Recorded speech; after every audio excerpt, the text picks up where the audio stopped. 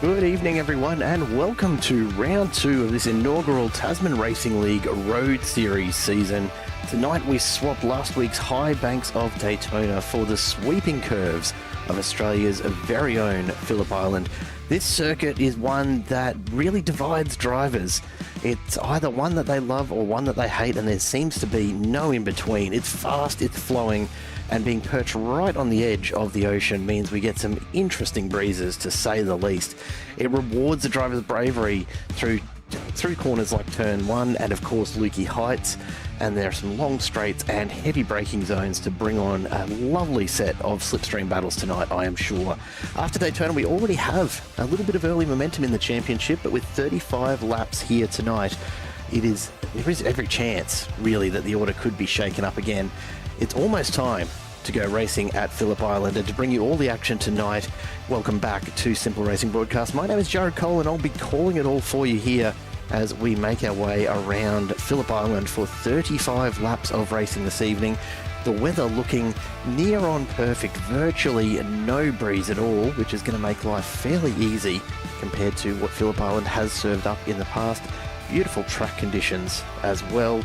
The track temp 30 degrees, nice and cool, 20 degrees air temp, a little bit of humidity around, but not expecting anything from the few clouds that we do have floating around the place.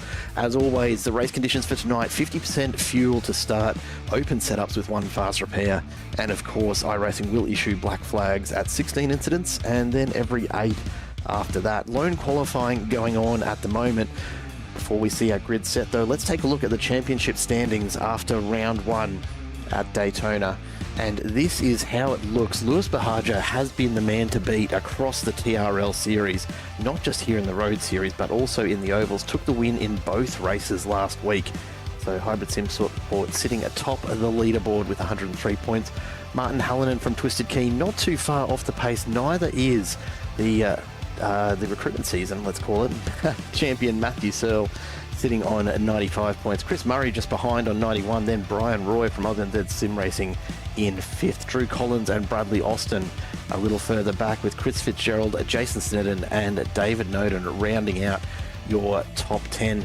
Lucas Blake sitting just outside that at the moment, with a host of other drivers still very much in the hunt. It is of course only round 2, so plenty of racing still ahead of us this season. The big question on everyone's mind though, can anyone stop Lewis Bahaja? He was absolutely dominant last week at Daytona. Look, maybe that's just his track, but I am sure that we'll see tonight whether he can hold the pace or whether it was, I don't know, a bit of a fluke, let's say, the first time around. I can tell you, based on qualifying times, that he won't be sitting up the front of the race to start. At the moment, the pole honours looks like it's going to go to Matt Webber from TKR Racing, with just under a 127 around here, which is not a bad lap time at all. Still a couple of drivers left to finish their qualifying before we get the grid information coming through to us here. If this is your first time joining us, welcome along. You've come along at a fantastic time. Tasman Racing League, fairly new on the scene, but the racing last week absolutely fantastic, and I'm sure tonight promises to be more of the same. Phillip Island, a great track for any style of racing really. It is built primarily for motorbikes, but these GT3 cars do love to rip around here all the same.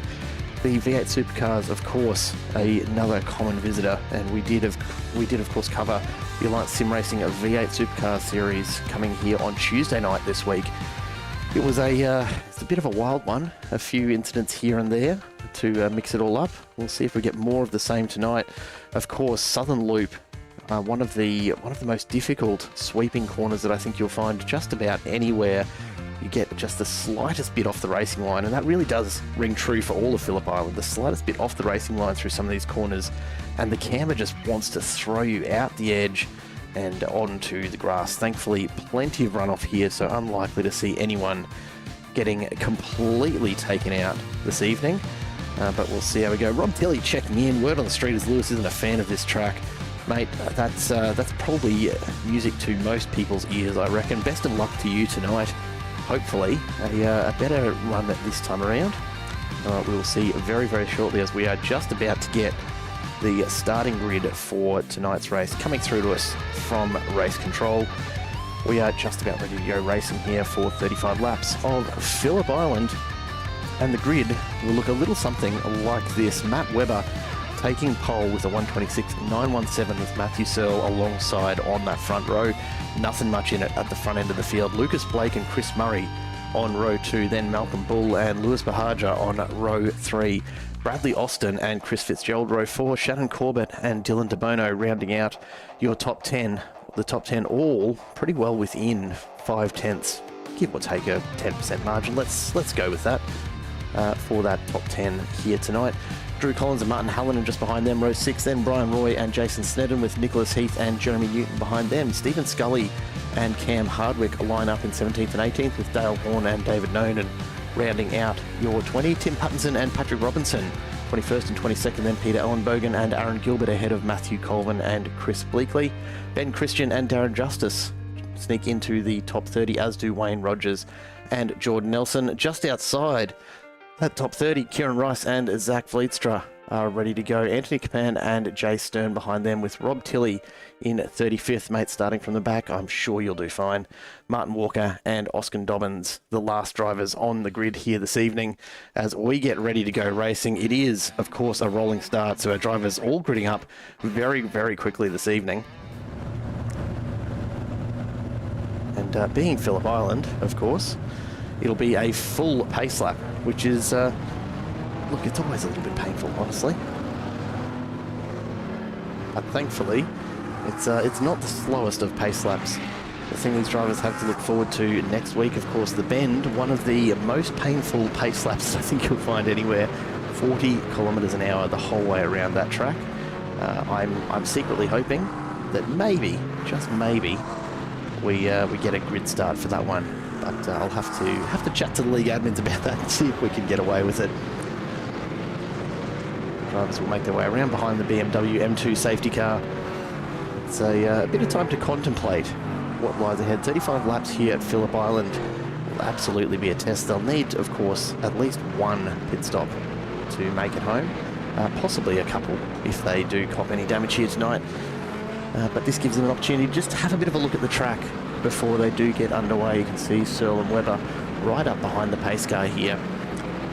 Not a lot of opportunity to get much in the way of temps into the tyres. And of course, as they roll around at this lower pace, any temperature that wasn't there from the blankets will be dropping out of the tyres. So all drivers will need to be pretty careful on the first run around here, as the pace car makes its way through almost into Siberia now. Made famous, of course, for those icy cold winds, particularly in winter.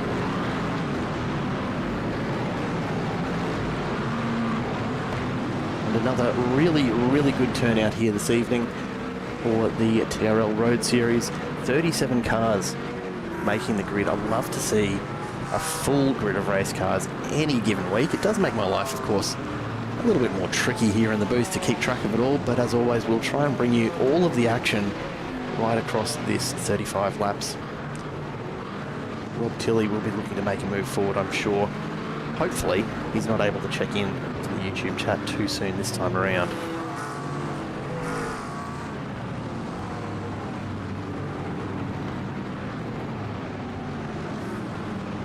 They come down off the top of Lukey Heights. This is one of the most challenging braking moments on the circuit, is just coming down that hill and getting the car pulled up for that deceptively tight right-hander, and then this long left-hander just as difficult. Pace car peels into the pits. We're about to go racing. Hold on to your hats, folks. The grid is going to bunch up as Searle and Webber control the field. Coming onto the main street. A little bit of an accordion happening towards the back as we get underway for round 2 of the TRL Road Series. Lap 1 begins, and Matt Webber takes an early lead, gets a very, very good jump off the start, and through turn 1 we go for the first time. High speed onto the brakes into Southern Loop, and this is where we'll see drivers really scrabbling for grip early. Got so far a fairly clean start. Webber continues to lead. There we go, we've got the first contact through there. That's Chris Fitzgerald off the track. It looks like Darren Justice might have got caught up in that as well, or perhaps just avoiding. We'll go back and we'll take a look in just a moment, but we head to the hairpin for the first time. We're side by side, 3 wide, in fact, further back through the field in that hairpin. Matt Webber really enjoying the clean air out in front, while the rest of the field tries desperately to get it all sorted out. Matt Searle doing everything he can to stay towards the front of this group and defend that number 1 on the side of his car from the Season 0 Championship, as these drivers all got into it. It's, of course, the first official season of GT3 road racing here with Tasman Racing League. And what a start it's been. Only 1 round in, and already some amazing contests that we've seen on track so far. At the moment, though, looking pretty good. Patrick Robinson having some real issues in the braking zone down from Lukey Heights as he just crawls back onto track. And looks like there he is there, and a little bit of contact just ahead of him. Was that Rob Tilley getting caught up in that as well? What a start. Hopefully, though, the drivers getting themselves sorted out as we get underway. We're into lap number 2 now, and we are looking to see if we do see just a little bit of calm and order restored here. Doesn't look like it, though, because we're side by side out of Southern Loop. Immediately, Drew Collins and Nicholas Heath pulling it out as they come to the hairpin. It's going to be a battle of the late breakers here, as Collins from Valhalla Racing sends it up the inside. Nicholas Heath around the outside manages to hold it. Collins picks up a slowdown for dipping that tyre off the inside, so he's going to have to try and just wear that down and stay in touch with Jason Sneddon, who comes past now. He's under pressure from Cam Hardwick in tonight with Velocity Sim Lab. And Drew Collins just trying to get some temp into those tyres so that he can keep with this pack. Further up through the field, Matt Searle and Lewis Bahaja. I'll tell you what, for a track that he doesn't apparently like too much, Lewis is straight into it. He's up 3 spots already, and we haven't even completed 2 of our 35 laps here tonight. He's right on the back of Matt Searle as they come around onto Gardner Straight for the second time. He's going to have a great run down into turn 1 as Webber comes past. They're staying very, very tight to the inside. You'll see the cars move out now, trying to open that corner.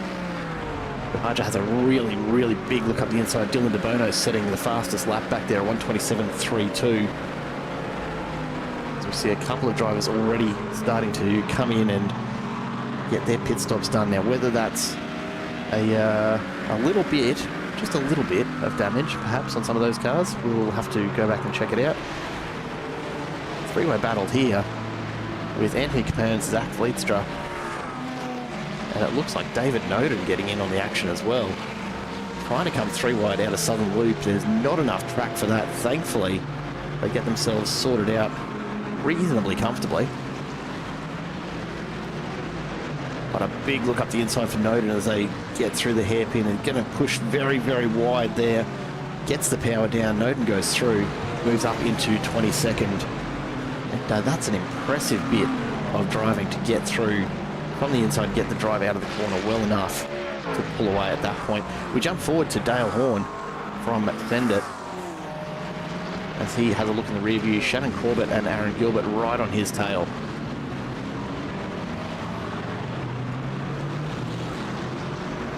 This left-hander, a really, really tough one to actually get power down. The camber changes just about midway through. Webber sets the new fastest lap at 27 flat, or near enough to it, and nobody anywhere close that time. He's really enjoying that clear air out there.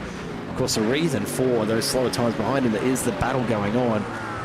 Sterling Bahaja, Dylan DeBono and Lucas Blake behind as DeBono makes the move up the inside of Blake. Lucas Blake running just a little bit wide into the Southern Loop, leaves the door open, and Dylan DeBono goes through and up into 4th. He'll now have eyes forward, trying to reel in Bahaja, with Blake and Murray trying to stick with him as they come through the hairpin once again. G'day Grim, welcome on back. Always good to see the Bearded Revenge Motorsport guys getting a little bit of love. And Jason Sneddon currently sitting in 11th, he's up 3 spots. Aaron Gilbert's had a big moment. Go back and take a quick look at that. Just overcooking it through Southern Loop. Easy to do. Thankfully no damage done. Just needs to wait it out. That's a really dangerous spot that he's found himself in. And and lucky to have the whole field actually get past there. Oh, that was a very, very close moment though. Andrew will be thanking whichever of the many gods he might have in mind, because that one very, very nearly ended his night. The Hybrid SimSport teammates have found each other, Buhaja and Dylan De Bono. This is going to make life really tough for Matt Searle, because he now has both of these teammates working on getting past him. And I dare say there's going to be a little bit of an attack. Here we go. Buhaja has a look up the inside of turn one. The door left ever so slightly open by Searle. Can't quite make it through this time around. De Bono wants to have a go as well. Here we go. Searle letting it hang just a little bit wide through Southern Loop. Tempting Buhaja, just urging him to have a crack at this. De Bono's really, really keen to get past and have a go himself. And that's going to throw Buhaja off the line. De Bono goes through. Buhaja back into fourth. Matt Searle just playing the teammates off against each other. Meanwhile, Matt Webber out in front. TKR Dash racing 4.6 now, 4.7 seconds in front of this pack and looking absolutely unstoppable. G'day, Scott. How are you, mate? I don't know if you call it a team tonight. It's me on my lonesome. But you know what? I'm pretty good company for myself, and I always get the answers I want when I ask a question, so I can't complain too much, mate. Hope you've been well. Dylan De Bono giving Matt Searle all sorts of attention here as they come across Lukey Heights. Down and on the brakes hard. Matt Searle just making up as much of the road as he can right now with that Aston Martin. Dylan De Bono looking, you can see him flicking side to side, trying to find a gap to get his nose into. This is going to be the best opportunity though as they come down Garden Straight. This will be where he has a run at it into turn one. Searle's going to sit there defensively. I expect he'll probably stay on the inside of this corner all the way down so as not to open up. There you go, the Hybrid SimSport teammates go out. Lucas Blake follows. Searle's going to just let this float out wide. He's let it go too wide. He's going to be out and onto the outside edge of Southern Loop. Loses the traction, and Matt Searle drops down. So easy to do. Bono and Buhaja, though, will take second and third. Dylan De Bono up 8 spots since the start. An amazing start for him. Brian Roy now goes past Matt Searle, who's really struggling to get that car going again. Further back in the field, side by side, Corbett and Jordan Nelson, the two privateers, coming out of Southern Loop. Nothing wrong with the solo call, Scott. It keeps me busy, it keeps me on my toes, and look, you know, got to try and keep an eye on a massive field here with Tasman Racing League. 37 cars this week. We had a good turnout last week at Daytona as well, so always something for us to keep an eye on. Plenty going on at the top end of the field though. Dale Horn and Peter Ellenbogen getting into it for 15th and 16th as they head up towards Lukey Heights. Ellenbogen just holding that 3/10 gap at the moment, although Horn's got a little bit of extra pace in the Aston up the hill.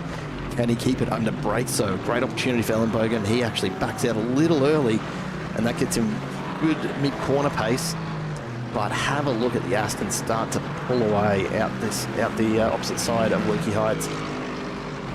As Dale Horn just has a brief connection issue for a moment. Ellenbogen half a second back. It's not going to be enough to have a crack at this into turn one. Martin Hallinan, though, through Southern Loop, has pushed past Bradley Austin, who finds himself in that no man's land out in the middle of the track. You really have to hold it tight through the loop there, or that's exactly what's going to happen. Zach Vleetstra now looks up the inside of turn one. Oscar Dobbins has gone very, very wide, left the door wide open, and Vleetstra goes through effortlessly. I almost have to think that Dobbins was just inviting that, because I don't think he's got the same kind of pace. Oh, but no sooner have I said that, the commentator curse strikes Zach Vleetstra off the track, and Oscar Dobbins says, "Thank you very much, I'll roll back on through." And now Zach Vleetstra, a lot of work to catch up the 3 seconds that has opened right on up. Scott, mate, you are absolutely welcome to join me in the booth if you want to get a bit of practice in. I'm sure that Lucas Blake will not mind at all. Well, if your cars compete with each other, look, Grim, to be fair, I don't think I'm a good enough driver to tell you too much about the fine tweaks making much of a difference to any of these cars, and indeed I don't think most drivers are so good that they can tell a huge amount of difference. I think it's more a question of whether people find a car that actually suits them in terms of the handling characteristics. front rear cars versus mid-engine. A big choice to make here in the GT3s. I am a little bit partial to the Porsches, I'll be honest. I've been racing a lot of Porsche Cups, so I kind of like the feel of the Porsche GT3, even though they are a very, very different animal. I just like the way that they do kind of close in there. So it's not really about the particular car's capability, more just about the way that it behaves when I'm driving it, is how I take a look at it. Gap to lead certainly closing down, Scott, absolutely. Just a bit of a moment perhaps for Matt Webber. As we see David Noden continuing to hold off Chris Fitzgerald. Tim Pattinson now, as Chris Bleakley catching him very, very quickly. The Sendit driver needs to keep a solid eye on that rear view. Chris Fitzgerald, meanwhile, looking to make a move up the inside of Siberia, can't quite get there in the end. David Noden doing a solid job of defending this position. He's making it really, really difficult for Fitzgerald to choose a line here, and it's slowing him down. So the two Astons going head to head. Dylan DeBono and Lewis Bahaja, meanwhile, the two teammates not working together quite as much as you might think. DeBono has the extra pace here, perhaps running different strategies to try and maximise their chance for win as we start lap number 9. But Webber's gap almost halved at this point. Perhaps he's decided to save a little bit of fuel out there in front. Here we go down the main straight. This could be Fitzgerald's opportunity. You can see Noden holding that inside line, trying to defend. The extra pace of Fitzgerald isn't going to be quite enough. Got a chance to go over under here, but I don't know that he's going to get there. Noden continues to defend hard. Fitzgerald now sticks it up the inside. Noden's going to find himself outside, off camber. He's not going to be able to hold the same pace, and Fitzgerald goes through to 17th. David Noden leaving that door just a little bit too far ajar. It's not the corner to do it, unfortunately. Meanwhile, Tim Pattinson still trying to hold Chris Bleakley at bay. Nothing in it. And now Bleakley makes the big move up the inside of Siberia, sends it, and perhaps a team change in order for Bleakley.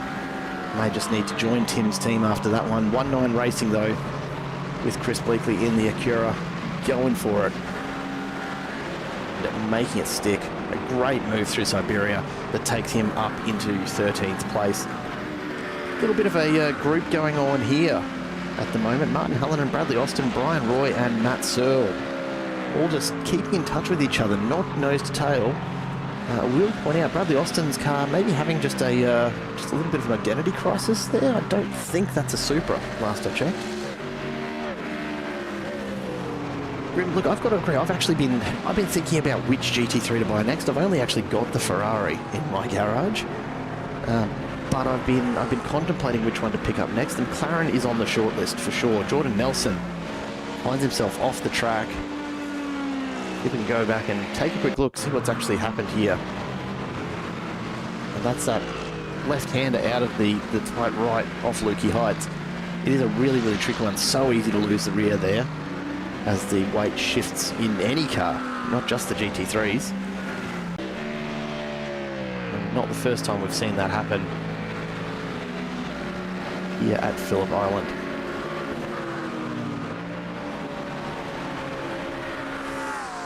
Bahaja now really catching his teammate. Whether DeBono's had a bit of a moment there, or perhaps just slowing it down a little now that he knows that Matt Webber's not running at the highest of pace as well. But in any case, the two Hybrid Sim Sport drivers much closer together than they were this time last lap around.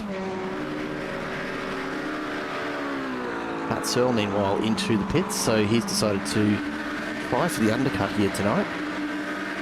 Be an interesting one to see if it works. It was really, really successful for a lot of drivers on Tuesday night in the V8s, but of course the undercut tends to be just a little bit stronger in those Gen 3 supercars, not quite so much in the GT3s that we're watching here tonight. To be honest though, Grim, I don't think it's going to be the McLaren. I think it's going to be the Lambo. And like I said, I'm not a good enough driver to need the slight differences between the cars, but I do love the sound of the thing. It's hard to beat that exhaust note. All the way back here in the battle for 25th, Jay Stern from Valhalla Racing just looking to make life difficult for Patrick Robinson's Porsche. Got plenty of pace coming down the straight, and indeed behind Matt Searle out on those fresh tyres and with a full load of fuel, finds himself behind Zach Vlietstra, so perhaps not the clear air that he had wanted. Still, David Noden finding battles everywhere he goes. Shannon Corbett now challenging in the Ferrari. And one of only 3 Ferraris in the field tonight. Look, I don't mind them, honestly. I think they're a decent car to drive. A lot of people probably do have them in the garage from when they used to be available in the D Series, but now, of course, being replaced by the new Ferrari Challenge car. Honestly, a bit of a shame, because a really, really good introduction to this style of racing. David Noden doing a great job again defending, but losing a lot of time in doing so. Out in front, Matt Webber from TKR Dash, looking very, very comfortable indeed. That Mustang well composed. Doesn't look like he's struggling at all at the moment, so a really, really nice setup, obviously, from the engineers over at TKR Dash. He comes on out of Siberia, and probably about the closest thing you'll get to a GT3 supercar, Gen 3 supercar here in the GT3s. There was English there somewhere, folks, I promise. Matt Webber, I'm going to have to do my best not to call him Mark tonight, of course. But the pace that he's going here, I think he's probably just about earned that for this evening. Go back to 20th, Colin and Justice. 20th and 21st, one of the other Ferraris, Matt Colvin out in front. The Corvette of Darren Justice. Just running a little quicker at the moment. A couple tenths last lap, and he'll be looking for a couple more this time around, I'm sure. Oh, big moment here. Cam Hardwick and Peter Ellenbogen side by side over Lukey Heights.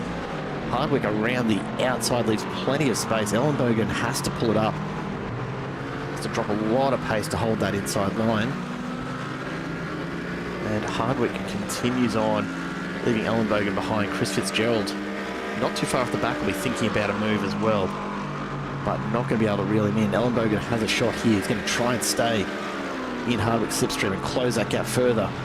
Looks up the inside into turn 1. They're side by side. The pace of that Mercedes almost getting him there. Ellenbogen in the end having to just back it out. But that gives Fitzgerald an opportunity. He looks around the outside. This is dangerous. Southern Loop is not going to give you the grip that you need. He backs it off. And a good call there from Chris Fitzgerald to stay on track and just drop back in behind. Chris Bleakley has had a big moment coming out of Lukey Heights. There's contact. That's put him sideways.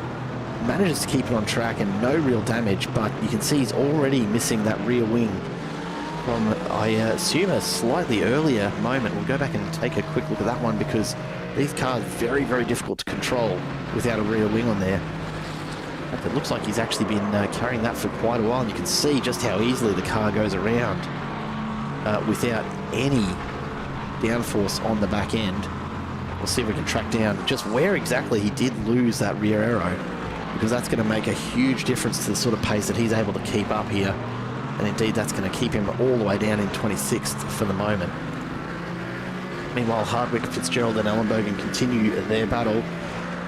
Bleakley, in fact, finding himself in the middle of the biggest battle pack at the moment. And you're looking at the fight for 24th. Jay Stern out in front for Valhalla Racing has Matt Searle, who's made his pit stop already. Chris Bleakley behind. Jordan Nelson. Drew Collins in there as well, who's already made his stop. All the way back on lap 2. Oh, big error under brakes, and that's going to drop Stern back. He's alongside Bleakley. Bleakley without that wing's going to really struggle to get the pace here, but Stern struggling even more, it seems. He's decided to come on into the pits. So he dips out of this battle. Now keep your eye on Chris Bleakley, who's now a second up the road from these three, as they both, all three of them rather, got held up behind Stern. Drew Collins looking up the inside of Zach Vlietstra. Porsche tries to hold him, ends up very, very wide, but he's going to have the better run in Southern Loop. Bit of a moment under brakes there, just a little bit of a wiggle. And that spits him off to the outside. Easy in the end for Drew Collins, coming through and making the pass. Now Vlietstra under attack from Jeremy Newton. who also carries just that bit more pace. They're going to be side by side, though, as they arrive at the hairpin. Leedstra has the advantage of the inside line. Newton just gets the nose in front. He's going to try and stay alongside. That's going to be enough. As they get to Siberia, Leedstra no choice but to drop in behind.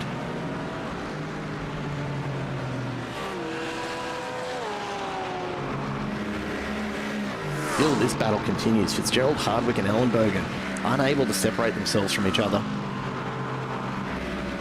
And none of these drivers really finding the pace to get away from this battle. The upside, though, it's not costing them a lot of time running, look, let's call it mid to low 28s. They are off the pace, though, of the front 7, who are all into the 27s on that last lap. Jules Bahaja really struggling, cannot keep the pace of his teammate Debona out in front.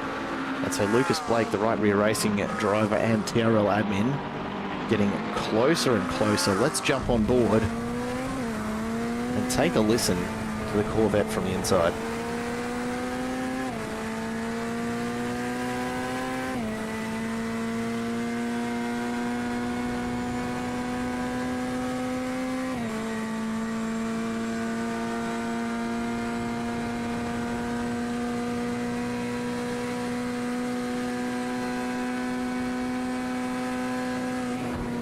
Down Gardner Straight, almost 270k an hour before backing it off into turn 1. And Lucas Blake getting a bit of clear air to himself as Bahaja comes in for his pit stop. And a long way back through the field outside of the top 8 or so. Jason Sneddon has caught up to Nicholas Heath, who this week appears to have his tyres sorted, which is always good. Be embarrassing if I've called out the wrong driver, of course, but I'm pretty sure Nicholas Heath was having a huge number of issues last week with his tyre sets. Tonight, not the case. McLaren keeping him well and truly in the top 10, sitting in 7th at the moment. Sneddon not quite managing to close the gap. As we look further forward, Murray and Hallinan battling it out for 4th.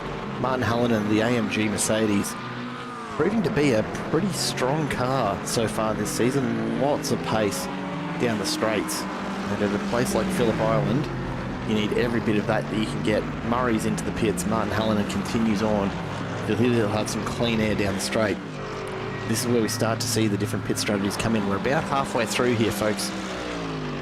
Just starting lap 17 with Hallinan. These drivers will be starting to think about when they should be coming in.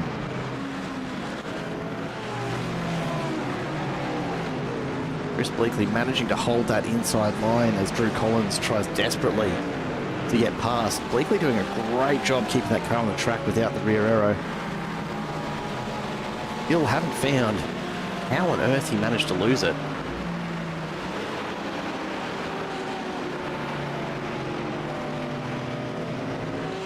We'll go back and check this one out, because I think this might be at lap 10. Coming through Siberia, gets a big tap there. And, oh, this is going to be such a... Oh, that's... Of all the ways to lose your rear wing, that's probably the least impressive. And, dare I say, the least satisfying way to lose the rear aero. But it's going to be good enough to cause Bleakley a whole host of issues, and he's just going to have to try and ride this out until he gets to come in and actually get some repairs done. And indeed, it looks like Bleakley's actually just had another issue while we were watching that replay. I suspect he's probably lost the rear end again. Sure enough, putting the power down here, just not enough downforce from the body of the car, and the rear end just gives up without a fight. I am a little surprised, though, to see that he's still out on track, still trying to push on. We see the 2 Ferraris side by side, Kieran Rice and Shannon Corbett, race on down to the hairpin early on the brakes for Corbett, but he does hold the inside line for the moment. Kieran Rice in the Valhalla Racing Ferrari gets his whole car in front, closes the door, and he'll push on through Siberia, sitting in 26th, up 5 spots now, as we see a whole host of cars coming into the pits to make their stop as that first half tank of fuel starts to run dry. The gap out in front for Lucas Blake right now, who is the on-track leader, but of course has a pit stop to do. 14 seconds back to Nicholas Heath in second. And the gap back to Matt Webber, who was leading the race before, now sits at about 35 seconds. Chris Bleakley in the background, off the track again. Surely he's got to make the decision to come in now and get that repaired. He's losing so much time every single lap. In fact, he may not even be aware that he's missing that rear wing, because it's the sort of thing you want to get fixed up pretty quickly. This will be interesting. Blake in now. The gap 34 seconds to Matt Webber. Webber's pit lane time 48 and a half. So you'd expect Webber's going to go past fairly easily here. And here he is already climbing Lukey Heights. So not a great distance at all for him to catch up to Lucas Blake. The cars ahead, Nicholas Heath, Jason Snedden, Cam Hardwick and Peter Ellenbogen, all still yet to make their pit stop. But they must be getting light on fuel at this point. Hardwick's in, Ellenbogen follows, and Matt Webber will continue. Lucas Blake still in his pit bay. He'll be looking to get out of there as quickly as he can, but here comes Matt Webber. Flies past, and you can see Lucas Blake spins the tyres trying to get out of the pits. It's not going to be enough to keep him in the lead. He's just hoping to stay somewhere in touch as DeBono and Bahaja both come past as well. And the two hybrid SimSport entries find themselves with a handy little 3-second gap back to Lucas Blake. So the lead effectively unchanged. Matt Webber, the quickest of the cars who have made their stop so far. Most of the rest of the cars have now come in to do their pit stop and get fueled up for the second half of this race. Nicholas Heath and Jason Snedden hanging on out in front and trying to get the best out of this. Just extend their lead a little further if they can. It's not going to be anywhere near enough. The gap only 20 seconds back to Matt Webber. So I don't know how much longer they'll be able to hold on here. But you have to expect that Heath is just about to come on in. There he goes. He's tried to fake Snedden into making another lap of it. In the end, they're both in to pick up some fuel and some fresh tyres. And Matt Webber comes down out of Lukey Heights, still in the lead with Dylan DeBono and Lewis Bahaja not too far behind. But certainly far enough that there's not a great deal of pressure on Webber here. Looks like he's adapted just fine to the conditions here at Phillip Island. Lewis Bahaja, for a track that he's not a massive fan of, doing a great job again tonight, still sitting in third and looking very, very comfortable in doing so. Hardwick and Ellenbogen still battling it out. They haven't managed, even through pit stops, to separate themselves out. Ellenbogen goes through as a big error from Cam Hardwick, has him on the brakes way early. And Ellenbogen will pick up 14th, but Cam Hardwick was looking to strike back as quickly as he possibly can. Jason Snedden now under attack from Nicholas Heath on the way into turn one. Snedden finds himself too wide. Heath is around and easily makes a pass. Snedden just not having the pace there. But immediately Nicholas Heath overcooks it through Southern Loop. It's almost like Jason Snedden knew that was coming. Maybe he jumped out of the car in that pit stop and just made a few tweaks to Nicholas Heath's car. Further back in the field, another battle pack forming up for 17th. Chris Fitzgerald still in amongst it. His teammate right behind him, Kieran Rice, not too far off the back, and he's bringing Ben Christian into the fight as well. And the two Sender cars running different liveries here tonight. To check in and see what on earth's going on with Fitzgerald's then. Could just be that, of course, being the Aston Martin, they haven't quite managed to get that done yet. It is a very, very new car to the GT3 series, only a few weeks old now. Everyone's still trying to get their paintwork updated. Chris Bleakley finally has enough on lap 18. In fact, he's actually already done his pit stop, has run it wide, and then a big, big issue through Southern Loop, and he's jumped it to the pits. Just not working for him tonight at all. He'll be frustrated, no doubt.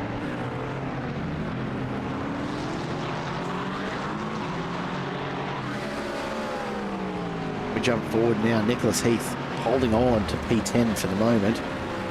Drew Collins from Valhalla Racing, backed up by his teammate in the only Lamborghini in the field, Jeremy Newton from Valhalla Racing, not too far off the back of him. And Collins now with a great opportunity. You can see Heath trying to decide where to defend here. He sits right in the middle of the track. Makes it almost impossible for Drew Collins to make the move. A bit of a nudge along there from from Collins rather.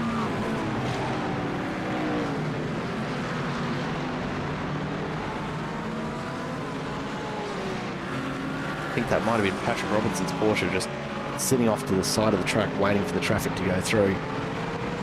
Heath, Collins and Newton, the battle for P10 continues. And about the only battle pack that we have in the top 12 or 13 at the moment as we get into the 20s in laps. There's a couple other drivers that are running fairly close together. Jason Sneddon, of course, is keeping an eye on the mirror for a hard-charging Chris Murray. But the rest of the pack nicely spread at the moment. It means, of course, these drivers aren't getting the advantage of the pull down the straights in the slipstream. Let's jump on board with Drew Collins as we take a look back towards his teammate Jeremy Newton. They go past a bit of lap traffic through turn one. You can see the amount of pace these GT3 cars can hold with the downforce that they have. And then into Southern Loop. Really, really difficult to get it right. And you can tell with Bradley Austin just falling out of that racing line and dropping huge amounts of distance behind them. If you get it wrong, it's absolutely going to cost you through there. Heavy on the brakes.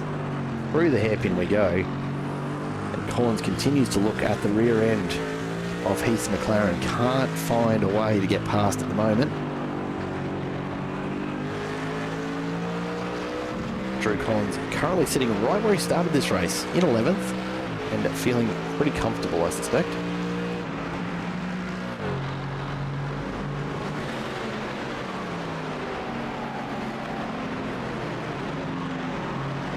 Jump a little bit further back in the field here because Dale Horn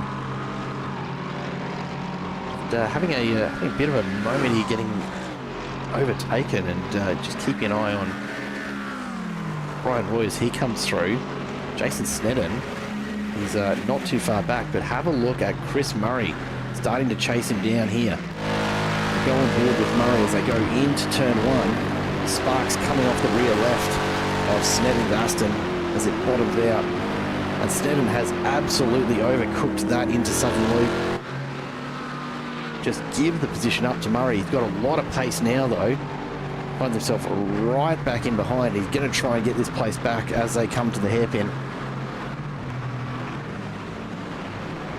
Chris Murray stays to the inside, forces Sneddon wide.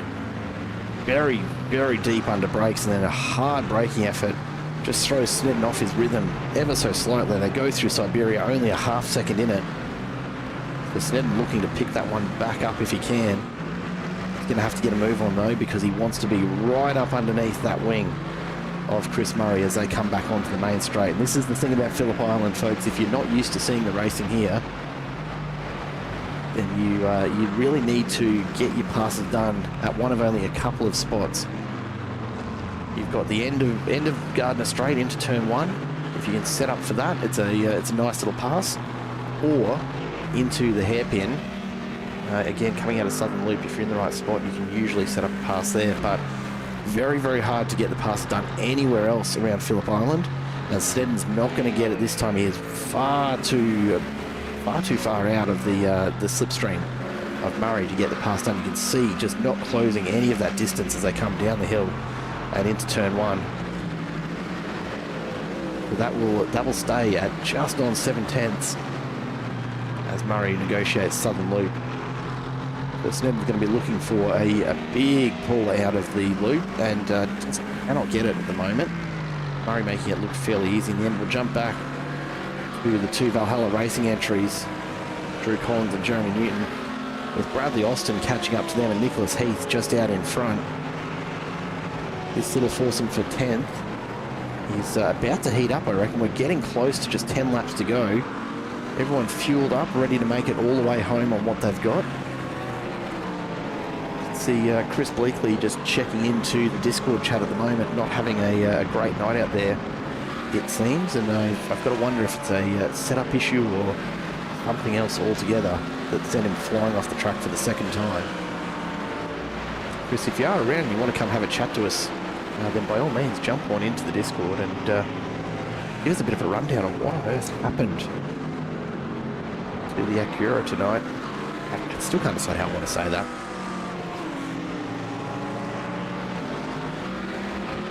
A big wiggle there from Jeremy Newton. The Lamborghini getting just a little bit loose, and that's going to be all the invitation that Bradley Austin needs. Look at him close that gap up now. Decides to make the move early.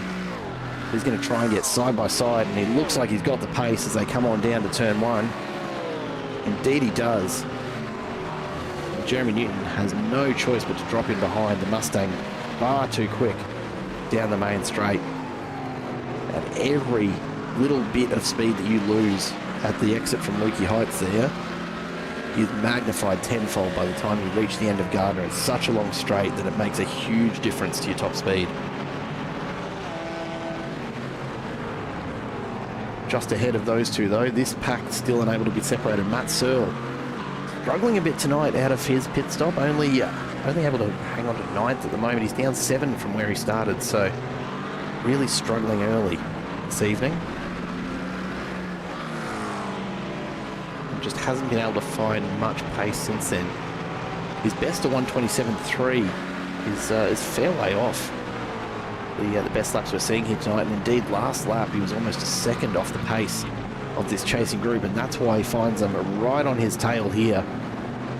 Nicholas Heath will be looking for an opportunity to get past as soon as he possibly can. Matt Searle looking intently over that steering wheel, knowing of course that as he looks behind him, he's got an absolute... the leader is on wets. I don't think that Heath's in the lead right now, Matt, but I appreciate the thought. Nicholas Heath looking up the inside, can't get the move done, just not quite close enough yet. Matt Searle brakes hard into the southern loop, a little bit of a wiggle in the rear end there. He tries to get it turned in. And straight back up onto the power as we come down the hill once again.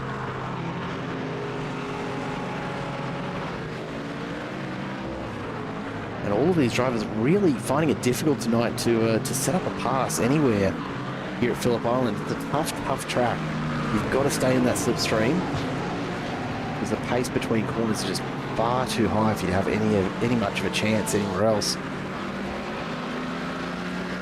Matt Searle must be feeling the pressure now. 4 cars ready to snatch that position away from him. Absolutely no room for error. With just under 10 laps to go, he's going to have a lot of work to do. Drew Collins gets the braking all sorts of wrong up to the top of Lukey. He drops to the back of the pack, and he's going to want to get it rolling again very, very quickly. No help, unfortunately, available from Jeremy Newton. He's too far gone to give him a tow. Up the front, Chris Murray and Snedden, the 2 Aston Martins, still going at it. Then keeping in touch, but again, really struggling to find the pass here tonight.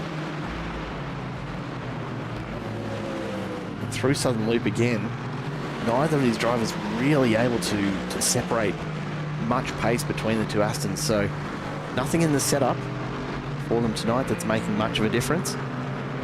It's all down to the driver, and not really a lot to separate the drivers at the moment either. Murray and Snedden, very, very competitive in the Aston. 127.18, Chris Murray's fastest, to Snedden's 127.41.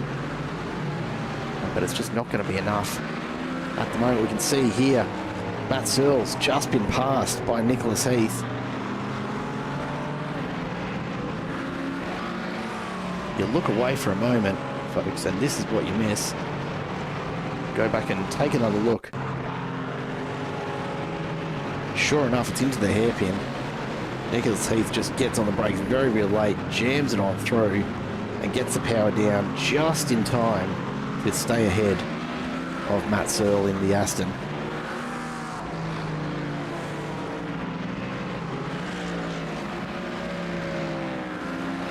but now Heath starts to extend, already out half a second. It's not going to be close enough for Searle to reel that in by the end of the straight, but he's got a good run out of the final turn. So maybe an opportunity for him to pick this up again. Hoping that wasn't Jordan Nelson just popping into existence there in Mustang, but this is going to get a little bit messy as he gets caught up in amongst these cars. You can see all of them sliding wide as they try to avoid that lap car. Dangerous moments for Newton and for Collins as they go through, but it's allowed Drew Collins to catch up to the back of Jeremy Newton again. So Bradley Austin not getting much reprieve from the Valhalla Racing entries. They're straight back onto his tail. Nicholas Heath, Matt Searle and Brad Austin at the front of this group of 5. Jeremy Newton and Drew Collins at the back. And Jordan Nelson doing everything he can to stay out of the way as they all came through on Southern Loop. Scott, you are absolutely right. We did see that a little earlier. Thinking a bit of an identity crisis, perhaps, for Austin. Or maybe just has dreams of the Gen 3 Supra like I do. Cam Hardwick gets passed by Ben Christian as they come through the hairpin, and that's just a massive moment for Hardwick. That's seen him off the track, just overcooks it through the hairpin. Lucky to only lose one place there in the end, and he is straight back on Ben Christian's tail. He'll be looking to pick that one back up. Christian up 9 spots.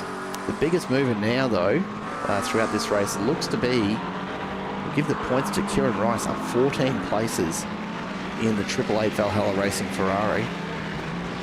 Matched by Oscar Dobbins, actually, who's up 14 as well, although a bit further back in at 23rd. Oh, Scott, absolutely, mate. I cannot wait for the Gen 3 Supra to hit the supercars.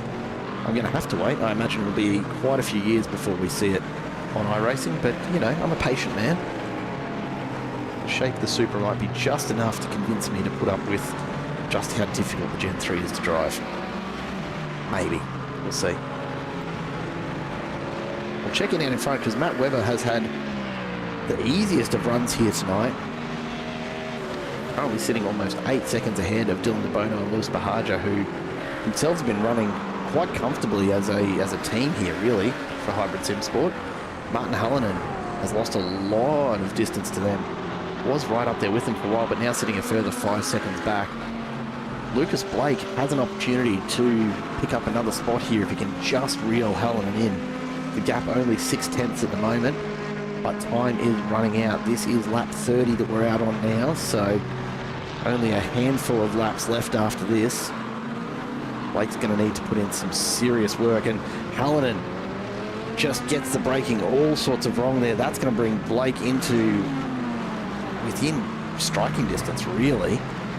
He's not going to get it done this lap, but it does set him up nicely if he can stick with Hallinan here for a pass at the end of Gardner Straight. Back though for Heath, Searle, Austin, Jeremy Newton and Drew Collins starting to bunch up now. Nicholas Heath just struggling a little bit for pace, it seems, because he's unable to shake Matt Searle and of course the train behind. Although a big moment there for Collins, just gets it way too wide on the way into Siberia.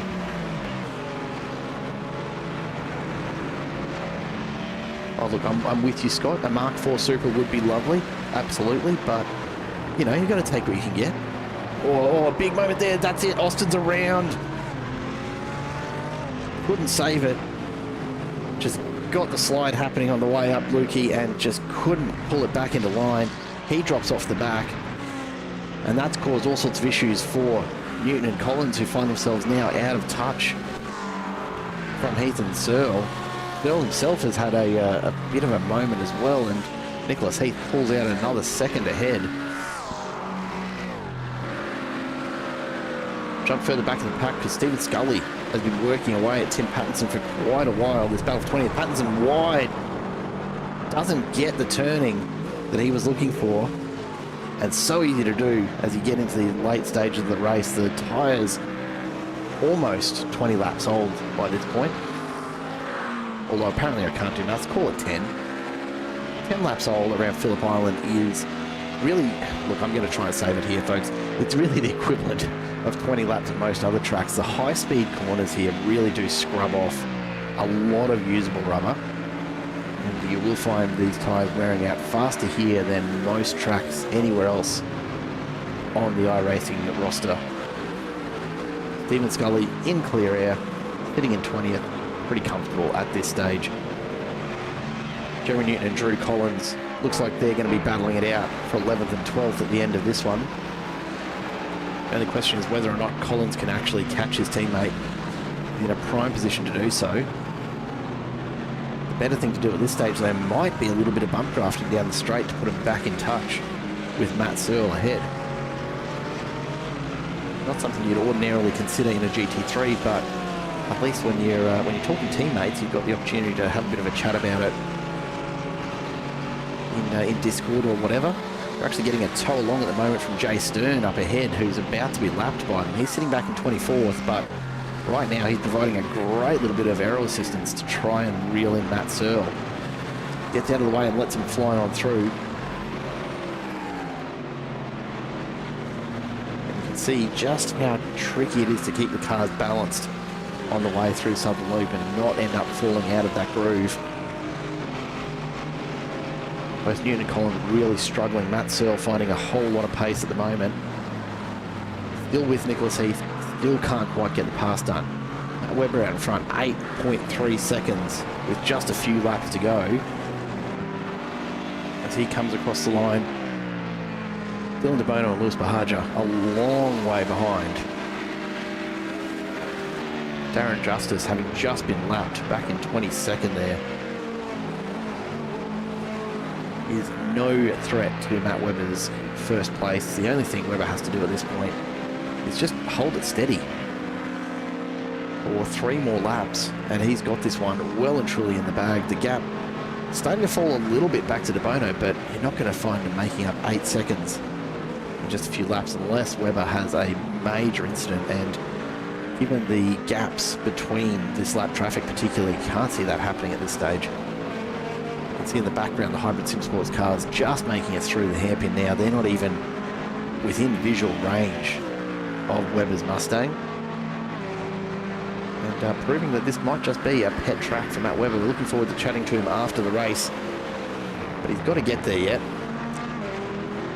Lucas Blake, meanwhile, still with Martin Hallinan, still looking for that extra spot. Again, finds himself well placed, but that Mercedes so quick out of the corners. Lucas Blake really just cannot find the extra couple of tenths that he needs, and that's all he needs at this point. He can just get it within 3 tenths. Well, this might be at a big error on the way out of Lukey Heights from Hallinan. They're alongside each other as they come around that second to last corner. Lucas Blake beautifully positioned. He doesn't need to make the pass here. He just needs to stay with Hallinan through this final turn, and he'll have a run into turn 1. This is going to be good enough. Watch that differential come down. Blake will stay right in behind. Mercedes just too fast at the moment. Blake cannot close the gap. Whether there's a difference in the setup or what the case may be, Lucas Blake really struggling down the straight, and that car is not going to have what it takes to get the pass done here at Phillip Island. I think he'll find himself stuck in 5th for the rest of this one, and perhaps wishing he'd taken just a few extra degrees out of that rear wing angle to give him an extra 3-4 kilometres an hour of pace down the main straight here. That'll be all it would take. But at the moment, Martin Hallinan seems to have the advantage, as Collins and Newton continue to battle it out between each other. Neither of these guys willing to give the position up. And what it's led to is the gap to Matt Searle out to almost 3 seconds now. In turn, though, Nicholas Heath still far too quick for Matt Searle's Aston. Oh, in a big moment, that's going to be a big issue for Matt Searle. The opportunity here for Drew Collins to close the gap and bring Newton with him. Matt Searle getting very lucky, actually, because Collins didn't carry the sort of pace that he should have through that hairpin. And in the end, only costing Searle a 10th in the gap back to Collins and Newton. Maybe Collins just a little bit too focused on his teammate behind to recognise what was going on up ahead. Here we go again. Lucas Blake just cannot find the pace that he needs. Down the main straight here at Phillip Island. He's desperately willing for Hallinan to make an error here as we get onto the final lap. Matt Webber making this look oh so easy all night tonight. He's halfway through this final lap, still sitting at 8.5 seconds and really no hope of anyone catching. Lewis Bahaja, though, has had a big issue, and all of a sudden Hallinan and Blake get just a tiny sniff that they might be able to catch up with him. We'll take a very quick look and see what's happened to Bahaja. And it's just running wide, and then a bit of contact with that lapped car, and that's been enough to bring him back in touch with Hallinan and Blake. I don't think it's going to be enough for them to get any sort of a shot at him before the end of this race, though. If they come down Lukey Heights, they'd be very lucky to get it done. As we cross the finish line, Matt Webber making it look just too easy. Dylan DeBono 8.8 seconds behind as he crosses the line, and then another 6 seconds back to Lewis Bahaja, will be bringing Hallinan and Blake with him. In the end, only a tenth in it between Hallinan and Blake, and again between Bahaja and Hallinan. But the top three looking very easy for Matt Webber out in front. Dylan DeBono, a really solid drive for second, up 8 spots in the end. Lewis Bahaja takes third, up 3 from where he started. Martin Hallinan up 8 into fourth. The biggest mover tonight remains Kieran Rice and Oscar Dobbins, both up 14 spots from where they started. And unfortunately, a number of cars having early issues and not able to really stay in it. Chris Bleakley, one of them, really struggling tonight. As we see Matt Webber just enjoying the cool down lap after what in the end was a fairly cruisy kind of victory for him. I'm sure it didn't feel that way in the cockpit of that Ford Mustang, but he's made it look easy here at Phillip Island tonight, and we'll have a chat to him shortly, I am sure, as well as Dylan DeBono and Lewis Bahaja, the Hybrid Sim Sport team, picking up second and third tonight, so that'll be a decent number of points for them.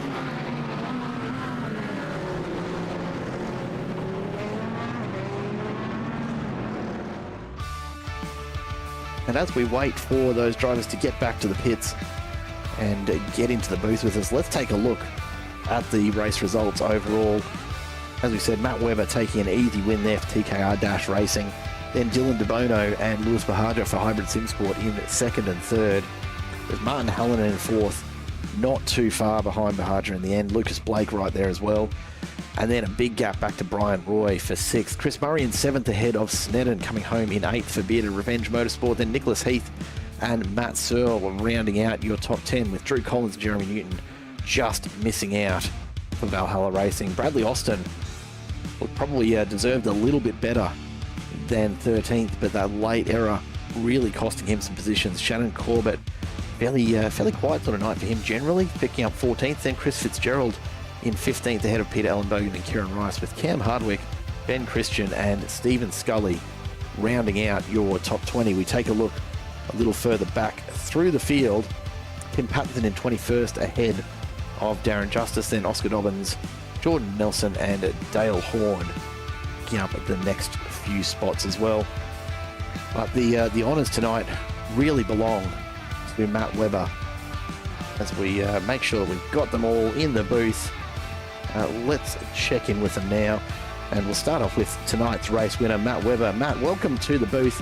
Made a very easy win in the end, it seemed, from our perspective.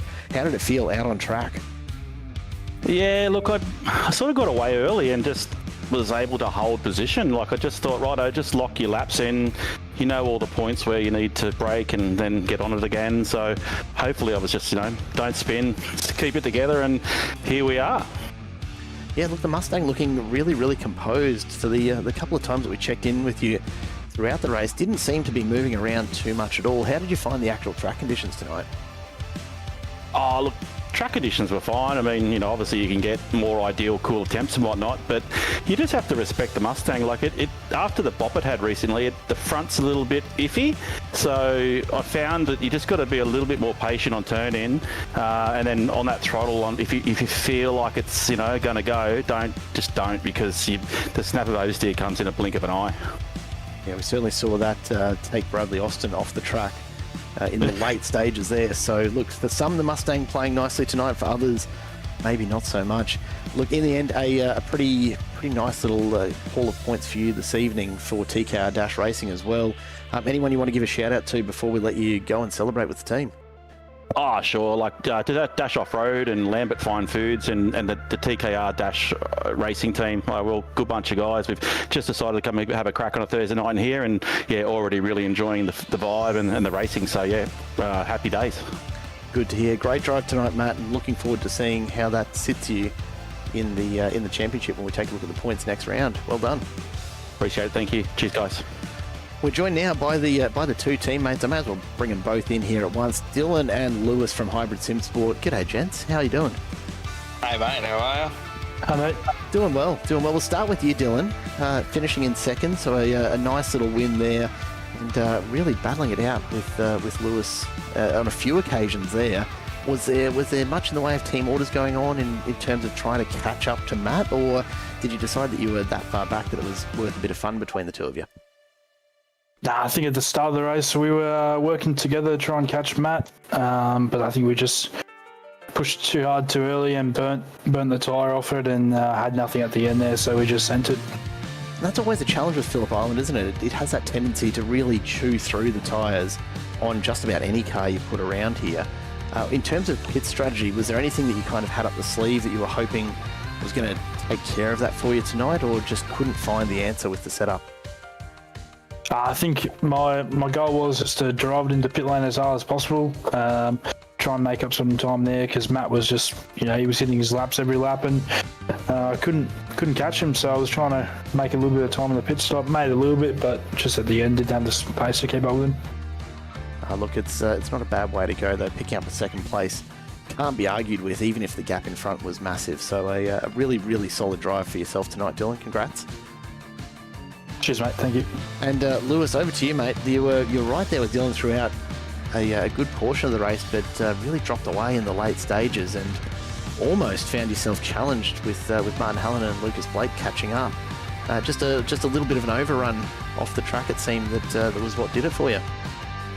Yeah, just a bit of fun towards the end there, having a crack at Dylan and outbroke myself, and then ran off at the next corner and got hit by a laps car and got a little bit of rear end damage, and so struggled for the last lap, but happy to come away with third. Yeah, look, better that it happens on the last lap than 3 laps out from the end, right? It's just close enough that you can get away with it.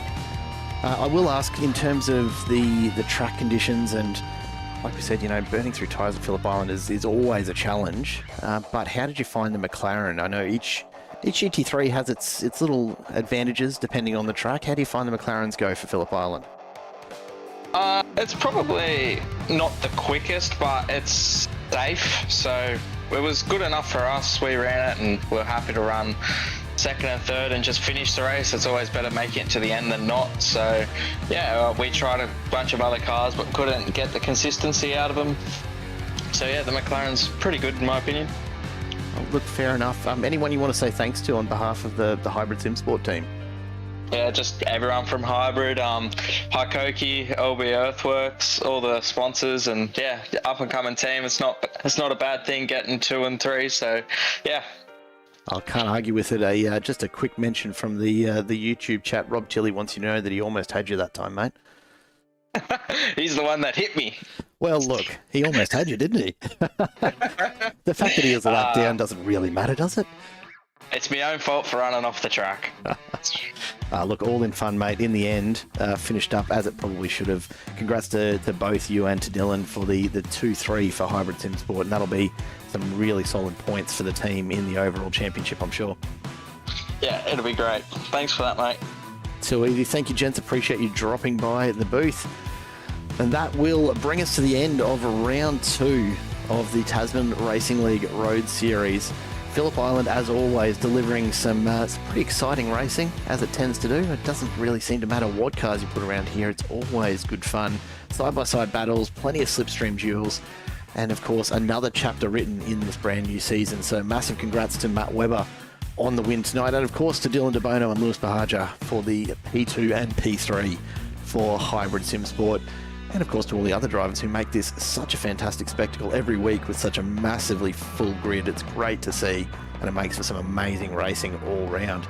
2 rounds down, the championship fight no doubt heating up. We'll take a look at the points at the start of next week's event, where of course we leave the coast of Victoria and we head inland to South Australia.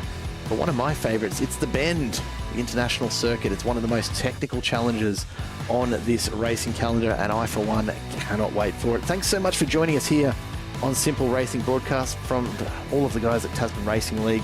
A massive thank you to all of the viewers for coming along and checking it out. Until next week though, from me, it's goodbye for now.